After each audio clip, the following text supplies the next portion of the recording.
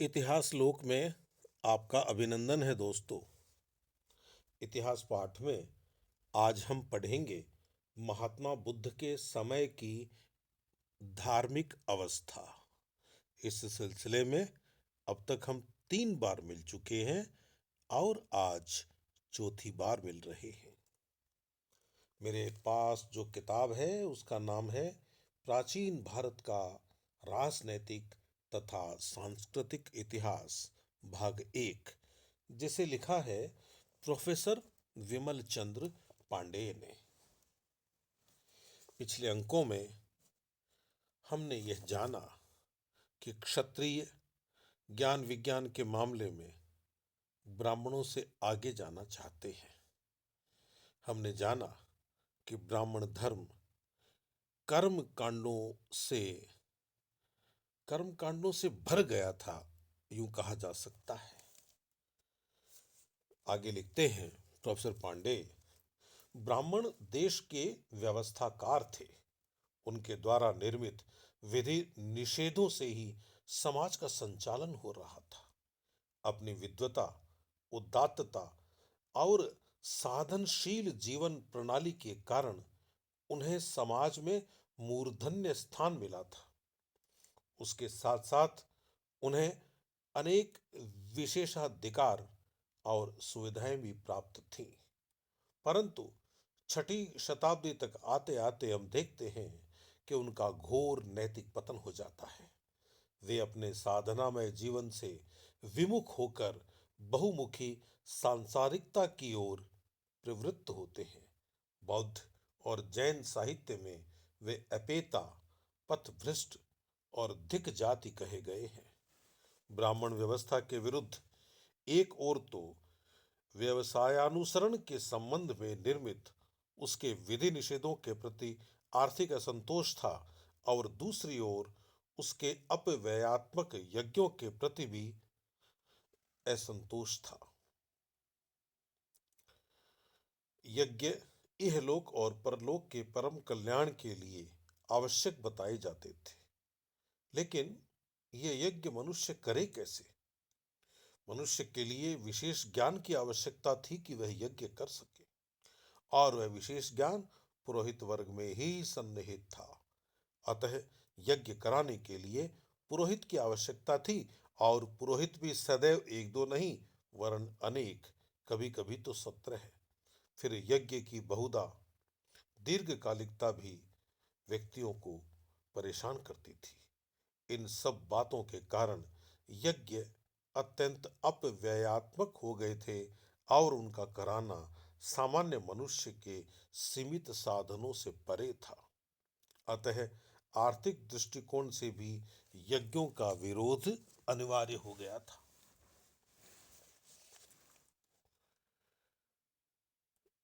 इन समस्त सामाजिक एवं आर्थिक कारणों से उत्पन्न चतुर्दिक असंतोष को ही नवीन धर्मों के प्रचारकों ने प्रकट किया था। बौद्ध साहित्य में अनेक स्थलों पर महात्मा बुद्ध ने वर्ण भेद और जाति भेद की निरर्थकता को प्रतिपादित करते हुए एकमात्र शुद्ध आचरण पर बल दिया है। वे स्पष्टतः कहते हैं कि जो कोई जातिवाद में फंसे हैं, गोत्रवाद में फंसे हैं, आवाह विवाह में फंसे हैं, वे अनुपम विद्याचरण की संपदा से दूर हैं। दूसरे स्थान पर वे आदेश देते हैं कि जाति मत पूछ, आचरण पूछ। जाति मत पूछ, आचरण पूछ। इन छोटे बड़े अनेक कारणों को लेकर ईसा पूर्व 6ठी शताब्दी में धार्मिक क्रांति हुई। इस क्रांति के बीज ब्राह्मणों में ही विद्यमान थे, यानी ब्राह्मण ग्रंथों में ही विद्यमान थे। आरण्यक मनीषियों ने अपने आत्मचिंतन से उन बीजों को अंकुरित किया। कालांतर में उपनिषदों के काल की महनीय तत्व जिज्ञासा ने तो उन अंकुरों को पल्लवित करना भी प्रारंभ कर दिया था। इस प्रकार धार्मिक सुधारणा की लहर तो उपनिषद काल में ही दौड़ चली थी। वास्तव में उपनिषद काल ने ईसा पूर्व 6ठी शताब्दी की धार्मिक क्रांति के आगमन के हेतु पहले से ही मार्ग प्रशस्त कर दिया था। उन्हीं पुरातन तंतुओं को अपनी बुद्धि एवं आवश्यकता के अनुसार परिगृहित, संशोधित, संवर्धित तथा परित्यक्त कर नवीन धर्माचार्यों ने अपने अपने मतों का ताना बाना तैयार किया। मित्रों, इसका मतलब यह हुआ कि भारत की जो धार्मिक व्यवस्था थी ईसा पूर्व छठी शताब्दी में, उसमें जो परिवर्तन आया, जो क्रांतिकारी परिवर्तन आया, वह परिवर्तन भी एक तरह से वैदिक धर्म की ही देन था। आगे लिखा हुआ है, प्रारंभिक बौद्ध धर्म तो बहुत कुछ उपनिषदों पर ही आधारित था। हमें भली भांति समझ लेना चाहिए कि धार्मिक सुधारणा में ब्राह्मणों और क्षत्रियों का समान रूप से योगदान था। ब्राह्मण ग्रंथ काल के सुधारवादी मनीषी ब्राह्मण ग्रंथ काल के सुधारवादी मनीषी प्रायः ब्राह्मण ही थे। उपनिषद काल में जहाँ क्षत्रिय तत्वज्ञ विद्यमान थे, वहाँ याज्ञवल्क्य, भारद्वाज, शांडिल्य ऐसे मनीषी भी दिखाई देते हैं। यही नहीं, तत्वान्वेषण में गार्गी और मैत्रेयी ऐसी ब्राह्मणी विदुषियों ने भी पर्याप्त योगदान दिया। उधर छठी शताब्दी में भी हम यही परिस्थिति देखते हैं। उदाहरणार्थ, छठी शताब्दी ईसा पूर्व, उदाहरणार्थ बौद्ध धर्म के प्रचारक गौतम बुद्ध तो स्वयं क्षत्रिय थे, परंतु उनके सबसे अधिक प्रख्यात एवं विद्वान शिष्य सारिपुत्र, मौद्गल्यायन और महाकश्यप ब्राह्मण थे, जिन्होंने नवजात बौद्ध धर्म को जीवन दान देकर परिपुष्ट किया। अतः पुरातन अथवा नवीन धर्म का विवेचन संकीर्ण जातीय आधार पर नहीं किया जा सकता।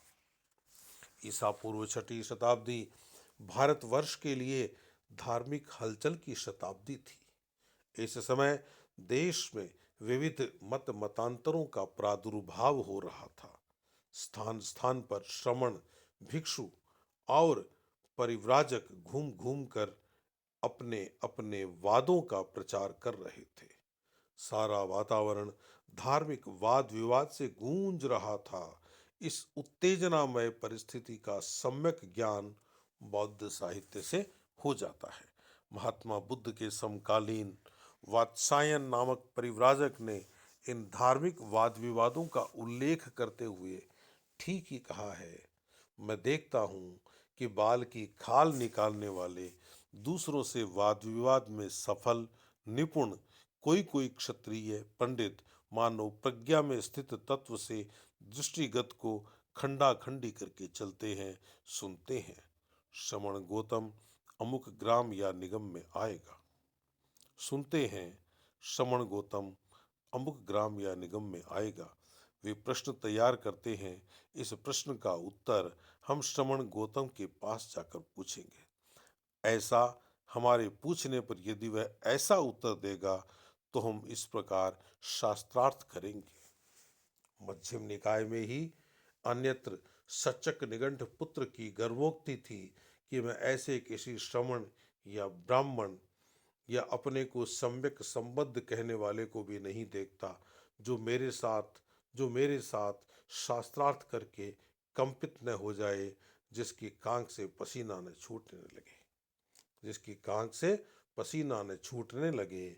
यदि मैं अचेतन स्तंभ से भी शास्त्रार्थ प्रारंभ कर दूं तो वह मेरे वाद के कारण कंपित हो जाएगा।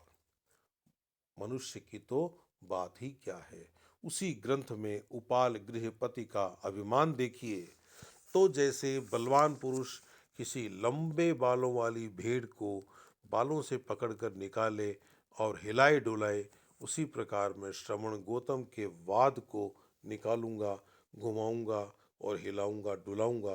अथवा जैसे कोई बड़ा पहलवान शौंडिक को पकड़कर निकाले, घुमाए, हिलाए डुलाए, उसी प्रकार मैं श्रमण गौतम को करूंगा। अथवा जैसे 60 वर्ष का पट्ठा हाथी गहरे पोखरे में घुसकर स्तन धोवन नामक खेल को खेले, उसी प्रकार मैं श्रमण गौतम को खिलाऊंगा। इन इन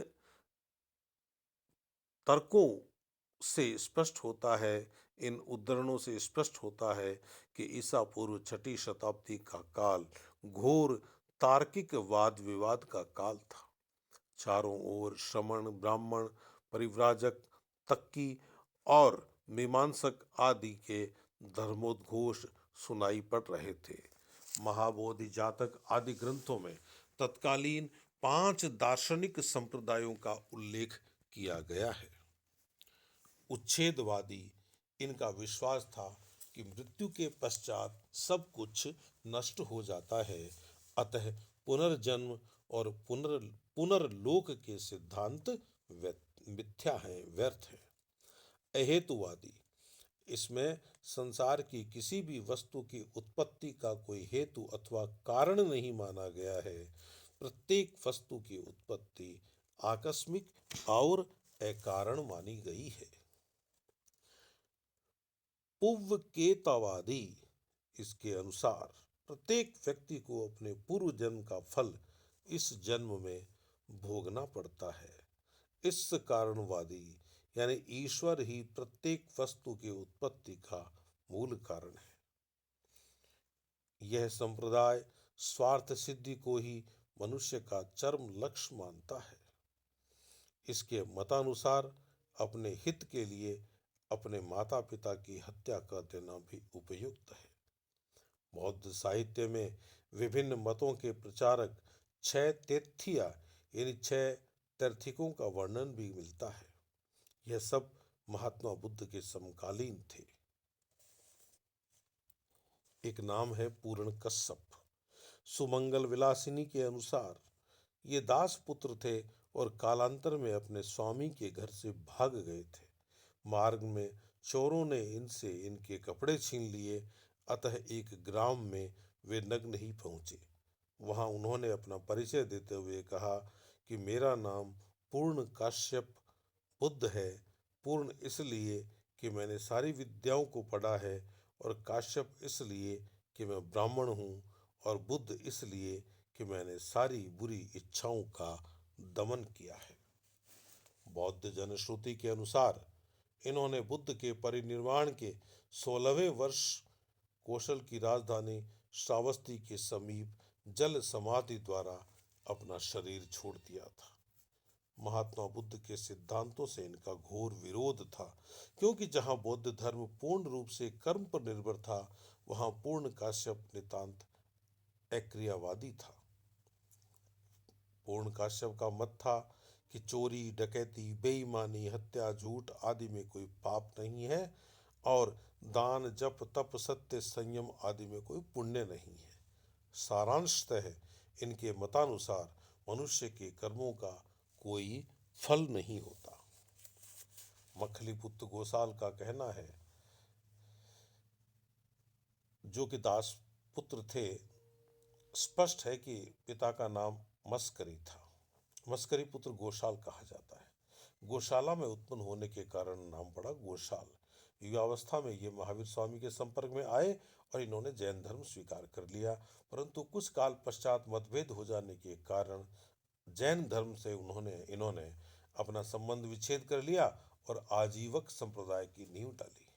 बहुत दिनों तक यह भारतवर्ष का एक महत्वपूर्ण संप्रदाय बना रहा।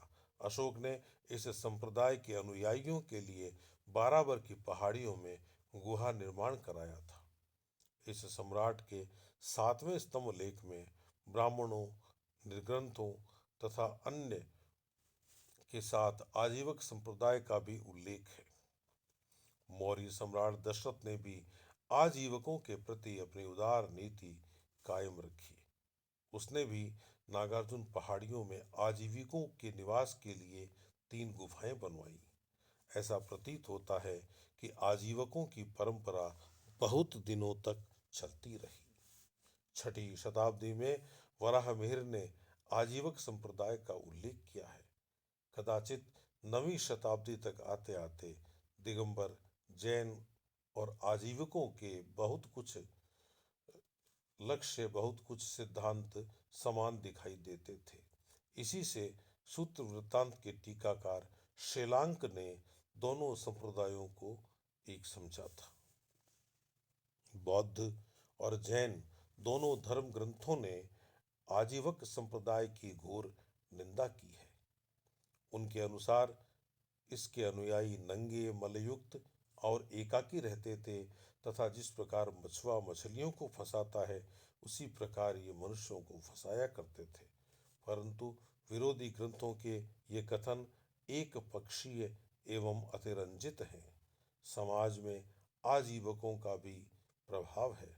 स्वयं महात्मा बुद्ध गोशाल को अपना सबसे प्रबल विरोधी समझते थे। तो मित्रों, अगले पाठ के समय फिर मिलेंगे। तब तक के लिए नमस्कार।